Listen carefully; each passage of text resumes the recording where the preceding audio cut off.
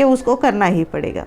लेकिन चंद वजूहात ऐसे हैं जिससे रोज़ा तोड़ सकता है इंसान, ठीक है। रोज़ा तोड़ना भी जायज़ है चंद वजूहात की बिना पर। जैसे कि अगर कोई शख्स इतना भी अच्छा था सुबह तक, अभी तो हालात कितने बदल रहे हैं ना। जैसे कि अभी सुबह में एक आदमी था, दोपहर में पता चलता है उसका इंतकाल हो गया। हालात तो इतने जल्दी हैं, बदल रहे हैं। तो अगर कोई शख्स सुबह में रोज़ा रखा था, अचानक ही दोपहर में या सुबह में कभी भी इफ्तार से पहले इतनी तबीयत ख़राब हो गई कि अगर डॉक्टर ने कहा कि अगर इस आदमी को अभी इमीडिएटली कुछ खाने को ना दिया जाए या कुछ इतना ऐसी बीमार पड़ गई कि अब अच्छा नहीं, कुछ खाएगी नहीं, अब रोज़ा नहीं तोड़ेगी तो बहुत मुश्किल हो जाएगी, जान चली जाएगी, उस टाइम में रोज़ा तोड़ सकते हैं। वहाँ पे कफ़ारा भी वाजिब नहीं आएगा, बल्कि सिर्फ क़ज़ा ही रहेगी। जैसे कि बहुत सारे में इसके इतना पेट इतना शदीद दर्द हो गया कि अब भी कोई दवाई नहीं लेगी तो ये है कि ख़तरा है कि वो मर जाएगी, तो उस हालत में रोज़ा तोड़ना जायज़ है। कफ़ारा वाजिब नहीं आएगा, क़ज़ा वाजिब आएगी, ठीक है। जब अपनी जान का ख़तरा हो किसी को रोज़ा रख के, उस टाइम पे रोज़ा तोड़ सकते हैं। इसी तरह प्रेग्नेंट लेडीज़ है, ऐसी बात पेश आ गई कि रोज़ा रखा था लेकिन अभी रोज़े के दरमियान उसको इतने चक्कर आ गए, एकदम ब्लड प्रेशर इतना लो हो गया, डॉक्टर ने कहा कि अभी इसका इलाज नहीं करेंगे तो बच्चे की जान को या औरत की जान को ख़तरा है, तो उस हालत में प्रेग्नेंट औरत रोज़ा तोड़ सकती है। अब उस तोड़ने पर भी क़ज़ा वाजिब आएगी, कफ़ारा वाजिब नहीं होगा। इसी तरह एक है मुसाफिर है, अगर उसने सफ़र शुरू किया है, पहले तो छूट है ना, मुसाफिर को तो छूट है बहुत, कई मील सफ़र करने पर, दूर दूर का जब सफ़र करते हैं उस वक्त मुसाफिर को छूट है कि वो अपना रोज़ा छोड़ सकता है। लेकिन अगर किसी ने रोज़ा रख लिया और सफ़र के दौरान, और रोज़ा रखना भी चाहिए क्योंकि पहले का सफ़र बहुत मुश्किल होता था, यानी कि कई कई दिन का सफ़र होता था और तकलीफ़ बहुत हो जाती थी।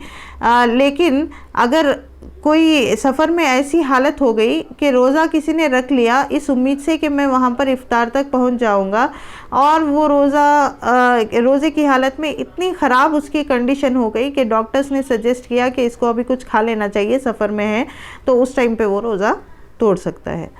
तो उम्मीद है कि मेरी बातें आपको समझ में आ रही हूँ, रोज़ा छोड़ने और तोड़ने के बारे में डिफरेंस भी पता चल रहा हो।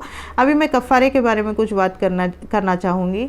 कफ़ारा एक किस्म की पेनाल्टी है, गुनाह तो अलग होगा ही होगा, लेकिन पेनाल्टी भी है। अगर किसी ने रमज़ान में अल्लाह ताला हज़ार बार ना करे, बोलने में भी अच्छा नहीं लग रहा है, लेकिन अगर किसी ने किसी उज़्र नहीं था, किसी ने ऐसे ही किसी छोटी मोटी चीज़ों के बिना पर रोज़ा तोड़ दिया, तो उस टाइम पर एक रमज़ान में समझिए 3 रोज़े तोड़ दिए या 4 रोज़े तोड़ दिए, तो एक रमज़ान में एक ही कफ़ारा रहेगा, हर रोज़े पर उतने कफ़ारे नहीं होंगे।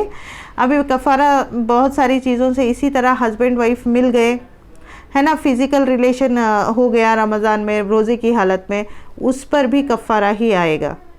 तो ये थोड़ी चीज़ें थी जो मैंने बताया है। और इसी तरह हस्बैंड वाइफ में कडलिंग करना, गले मिलना, बोसा देना, इससे रोज़ा नहीं टूटता है। लेकिन हाँ, बहरहाल फ़िज़िकल रिलेशन हो गया तो उस वक्त में रोज़े का कफ़ारा आ जाएगा, रोज़े की क़ज़ा नहीं होगी, क्योंकि ऑलरेडी रोज़े में थे हस्बैंड वाइफ, उसके बाद फ़िज़िकल हुए हैं, तो डेफ़िनेटली रोज़े का कफ़ारा आएगा, रोज़े की क़ज़ा नहीं होगी। और इसी तरह अगर किसी ने बालों में मेहंदी लगाया, बालों में ख़िज़ाब किया और कलर लगाया, तो उस टाइम पे भी रोज़ा नहीं टूटता है, उसकी क़ज़ा या कफ़ारा कुछ नहीं है। आप बाल में मेहंदी या ख़िज़ाब लगा सकते हो रोज़े की हालत में। और इसी तरह जैसे मैंने कहा कि रोज़े का कफ़ारा, अगरचे कि एक रमज़ानुल मुबारक में किसी ने 3 रोज़े छोड़े, किसी ने 5 छोड़े, तो पूरे रमज़ान का एक कफ़ारा देना पड़ेगा। कफ़ारा कितना होगा? सिर्फ़ एक ही कफ़ारा होगा, 60 मिस्किनों को खाना खिलाना या लगातार 60 दिन रोज़े रखना। और मिस्किनों को खाना खिलाने का नंबर दूसरा आएगा। पहले अगर कोई इतनी ताकत रखता है, यानी कि हेल्दी है, जवान है, तो उस पर कफ़ारा ही आएगा, उसको रोज़ा ही रखना पड़ेगा। अगर वो उसकी इस्तिताअत नहीं रखता, यानी कि बीमार है या ऐसे ही रोज़ा टूट गया किसी वजह से, तो उस पर बहुत मजबूरी की हालत में अगर वो इस्तिताअत नहीं रखता रोज़े की, तब वो मिस्किनों को खाना खिलाएगा। आप 60 मिस्किन को चाहे एक दिन में तकसीम कर दे कफ़ारे का अनाज, या एक दिन में खाना खिला दें, या खिलाने की मिकदार पे राशन तकसीम कर दे, ये भी दुरुस्त हो जाएगा। अगर एक ही मिस्किन को, किसी एक मिस्किन को 60 दिन तक या 60 दिन का एक ही टाइम पे दे देना, ये जायज़ नहीं होगा। हाँ, एक ही मिस्किन को 60 दिन तक दे सकता है वो आपको होपफुली ये कफ़ारे के और ख़ज़ा के मसाइल समझ में आए होंगे। और ये ज़रूरी है कि जैसे ही रमज़ानुल मुबारक का महीना ख़त्म हो, जितना जल्दी हो सके वो अपनी ख़ज़ा को पूरा कर ले, क्योंकि अगर ख़ज़ा पूरा करने से पहले मौत हो गई, इंतकाल हो गया, तो जितने दिन की ख़ज़ा बाकी रहेगी इतना गुनाह तो हो ही जाएगा। तो कोशिश करें कि ख़ज़ा रमज़ानुल मुबारक के ख़त्म होने के बाद इमीडिएटली किसी वक्त पर कर लिया जाए। इसी तरह बहुत सारी चीज़ें हैं जिसके बारे में हम लोग बात करेंगे आइंदा वीडियो में, जैसे कि अभी तो बाकी है ज़कात के बारे में, खैरात, सदक़ात, किसको देना अफजल है, कितना देना चाहिए, किसको देना अफजल है, सोने चांदी पर है क्या, पैसे पर है क्या। तो इन तमाम चीज़ों पर हम लोग बहुत तफसीली ज़िक्र करेंगे, क्योंकि रमज़ानुल मुबारक का महीना है। सदक़ात खैरात ज़्यादा करिए। 1 का 70 है, 70 से अल्लाह तबारक व तआला 7 लाख नियतों पर, इखलास पर कर देते हैं।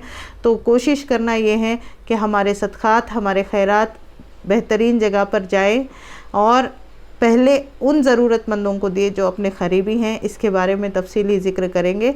तब तक के लिए अपनी दुआओं में याद रखिए, और हमें ऐसे ही सपोर्ट शो करते रहिए, सब्सक्राइब करके और हमारे चैनल को खूब ज़्यादा शेयर करके। अस्सलामु अलैकुम रहमतुल्लाहि व बरकातुहू।